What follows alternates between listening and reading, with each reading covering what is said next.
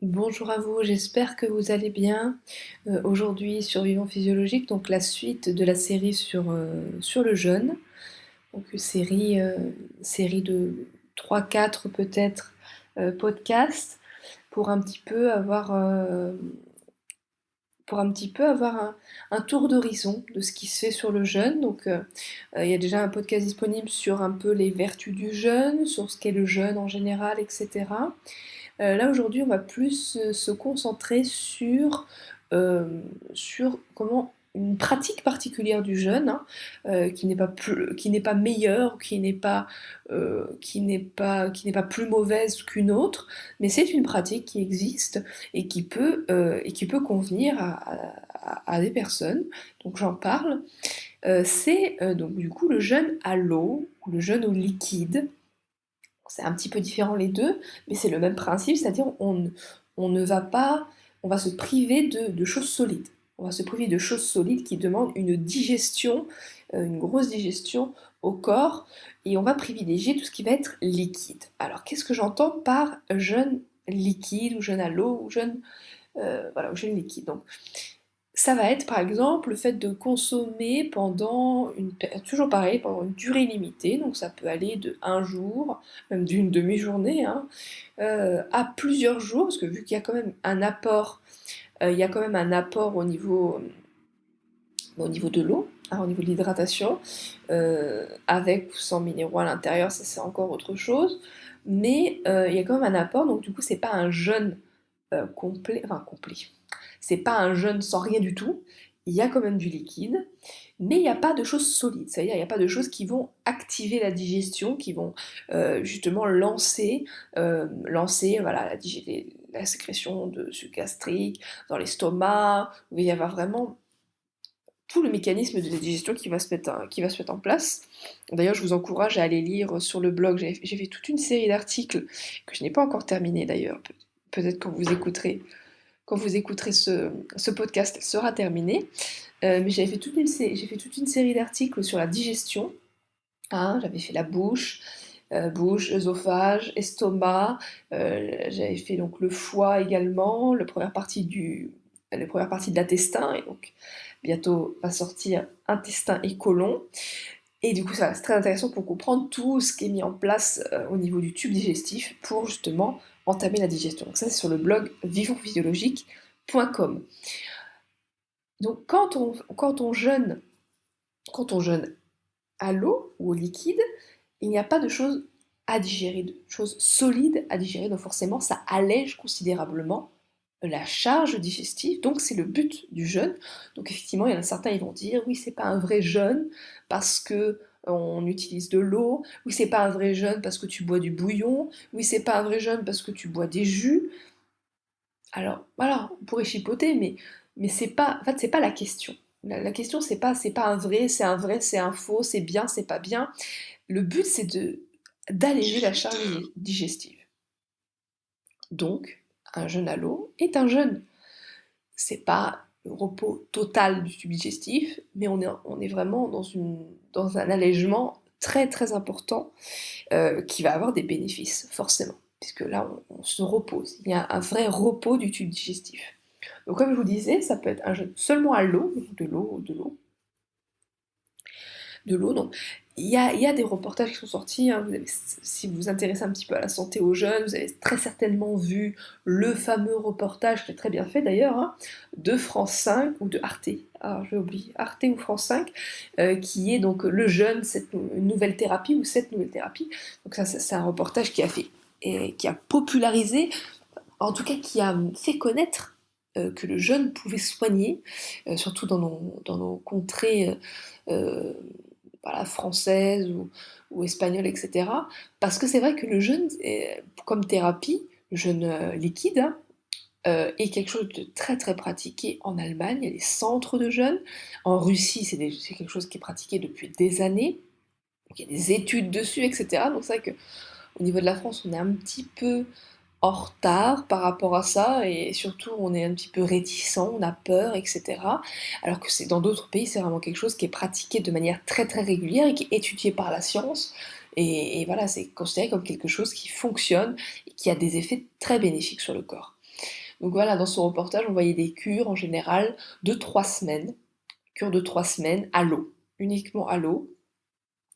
Et du coup, voilà, ils avaient une quantité d'eau à boire par jour, et du coup, qui avait des effets sur leur santé, etc., etc. Donc il y a la possibilité de boire que de l'eau, possibilité de boire par exemple des bouillons de légumes ou des bouillons de viande. Là, pareil, il n'y a pas de digestion, hein, parce que c'est juste le bouillon de cuisson. Ah, il y en a aussi certains qui pourront consommer des jus de légumes, parce que le jus de légumes en lui-même ne provoque que très très très peu de digestion, parce qu'il n'y a pas de fibres, hein, ça passe dans les différentes parties du corps, et puis ça c'est assimilé en une demi-heure, c'est assimilé. D'ailleurs, vous le savez très bien, si vous me suivez, que je suis une grande adepte des jus de légumes notamment, qui sont excellents pour la santé, donc ça donne, il y a vraiment une charge minérale qui est apportée au corps, et que le corps ne fait que absorber la charge minérale, donc c'est vrai que du coup c'est une assimilation quasiment complète.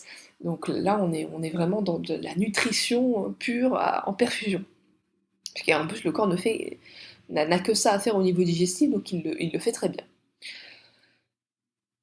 Alors après, par rapport au jeûne à l'eau, euh, moi je sais vraiment, à titre personnel, le jeûne à l'eau, je l'ai pratiqué, mais pas beaucoup. Je ne l'ai pas beaucoup pratiqué parce que c'est quelque chose qui, moi, ne me convenait pas, parce que je trouvais justement que je buvais trop.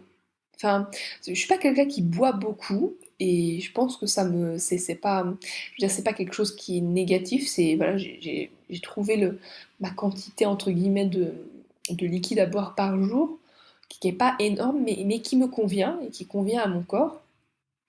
Et c'est vrai que le fait de se dire, alors je ne mange pas et je bois à la place, et du coup, je me mettais à boire plus, beaucoup plus que d'habitude, alors que j'en avais pas forcément besoin.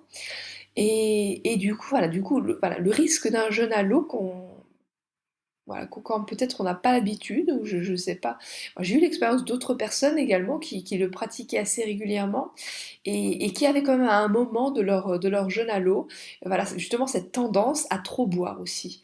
À trop boire, à ne pas réussir à gérer, en fait, à boire un petit peu, et puis le fait de boire, en fait, ça réactivait un peu vous savez, le sentiment un peu de gorge pâteuse, de langue, de bouche sèche, tout ça. Et en fait, plus on buvait, plus on avait la bouche sèche, donc plus on voulait boire. Et du coup, du coup, on se retrouvait avec des grosses quantités de liquide dans le corps. Et en fait, ça fatigue un peu le corps. Du coup, au final, bon, pas autant que de manger un repas solide, mais quand même, ça fatiguait quand même beaucoup le corps. Et du coup, moi, c'est quelque chose qui ne me convenait pas. Je crois que je l'ai fait même en cure de jus, en fait. J'avais fait 3 4 jours de cure de jus. Bon, je me limitais, donc ça passait. Mais en fait, si j'avais écouté en fait mon envie de boire, du coup, j'aurais bu tout le temps. J'aurais bu un jus, après j'aurais bu de l'eau, après j'aurais bu une tisane, après j'aurais bu... Et j'aurais bu toute la journée, alors que en fait, j'en avais pas besoin. J'en avais pas besoin, c'était juste, voilà, plus on boit, plus on a envie de boire.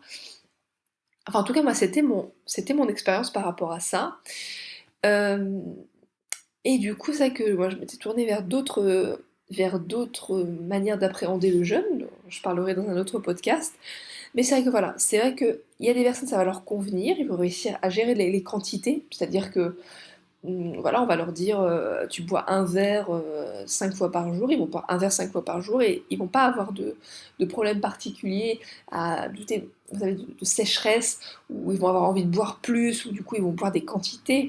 Parfois, je me promène un petit peu sur YouTube par rapport aux jeunes, tout ça, et je vois des témoignages de personnes qui sont donc en cure de jus par exemple, ou en jeûne à l'eau, tout ça, et qui conseillent en fait aux personnes, bon c'est leur expérience à eux, mais du coup qui conseillent aux personnes de boire au moins 6 à 7 litres, soit de jus ou soit d'eau par jour. C'est énorme.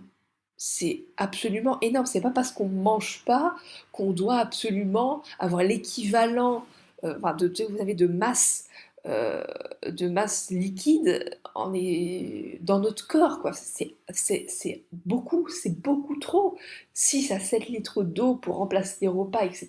par jour, c'est affolant, c'est affolant. C'est trop, c'est beaucoup trop. C'est beaucoup trop. Et là, le corps, du coup, il est en, sur, euh, en surexposition d'eau, et ça va lui prendre du temps pour évacuer, ça va le fatiguer, du coup, ça va diluer aussi, ça va aussi diluer tous les minéraux qu'on a en nous, et du coup, quand on va uriner, donc effectivement, on va uriner, hein, on va avoir l'impression d'éliminer énormément, mais en fait, il va y avoir les minéraux qui vont suivre avec l'urine. Donc, si le but d'un jeûne à l'eau, c'est de perdre ces minéraux, ben non. Le but, justement, c'est de les garder et de justement faire en sorte que nos cellules fonctionnent mieux, etc., qu'il y ait un repos digestif, mais pas que tous nos minéraux qui sont en nous se fassent diluer dans tout ce liquide et du coup se fassent évacuer dans les urines. Ça, c'est pas du tout le but, et c'est même du coup, dangereux en long terme, sur le long terme. Donc ça peut être quelque chose qui convient, ça peut être une première approche du jeûne quand on a un petit peu, parce que c'est un peu la peur qui est véhiculée de nos jours, de se priver totalement d'eau et de nourriture, ça peut être un peu compliqué, donc c'est que le jeûne à l'eau paraît un peu plus souple, donc il peut l'être, il peut avoir énormément de bénéfices parce qu'il y a un repos du système digestif. Par contre, faire très attention à ne pas tomber dans un excès de consommation d'eau ou de jus ou de bouillon, où voilà, on va, entre guillemets, se remplir d'eau, justement pour essayer de combler euh, notre faim quand toutes les personnes qui ont jeûné le savent, hein, le sentiment de faim part très très rapidement, et il n'y a pas besoin justement de le combler. À partir des premières heures, on n'a pas faim, on n'a plus faim. On a l'impression qu'on a faim et finalement on se rend compte que c'est du nettoyage, etc. Donc voilà ce que je voulais vous dire un peu sur le jeûne liquide. Donc si vous avez testé le jeûne à l'eau ou le jeûne en jus ou au bouillon, à tisane, etc., n'hésitez pas à le dire en commentaire. Combien de jours? Quel effet ça a eu sur vous? Est-ce que vous avez réussi à gérer la quantité de liquide que vous avez pu consommer par jour? Voilà, dites-moi tout en commentaire. N'hésitez pas à liker cette vidéo si elle vous a plu. Également, abonnez-vous à la chaîne Vivons Physiologique, podcast. On commence, on est un peu plus de 150 là, donc ça pour moi c'est quelque chose de voilà, d'inattendu. Je m'attendais pas à ce qu'il y ait 150 personnes qui me suivent sur YouTube et que ça intéresse les gens. Donc ben, je vous remercie beaucoup. Et du coup, on continuera notre série sur le jeûne. Et je vous dis à très bientôt pour un nouveau podcast.